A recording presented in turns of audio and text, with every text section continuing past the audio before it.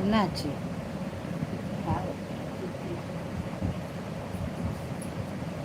தேவி என்ன பண்ற?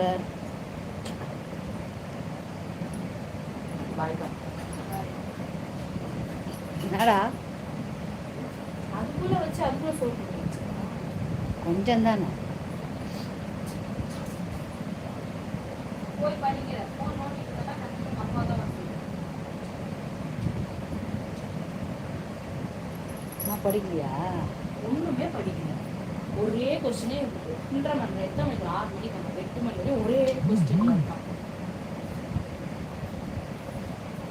அவன் போட்டுட்டு அவன் பாடிக்கு முடிச்சுட்டு அவன் பாடிக்கு போயிட்டான். அவன் மேக்ஸ் எடுத்துட்டோம். இவன் இங்கிலீஷுக்கு எங்க ஒன்று டைமா இருக்காங்க. நான் சொல்லிட்டேன் போன மாதிரி கையில அவங்க அம்மா வர இருக்காங்க, வந்து அவங்க அப்பா தான் வரணும். அவங்க அம்மா அவங்க அப்பா போய் சொல்லவே மாட்டேங்கிறாங்க இவன் படிக்கல அவன் இது பண்ணலன்ட்டு. அவங்க அப்பா எதுவுமே தெரியாம உட்காந்துருக்காங்க. வரட்டும்.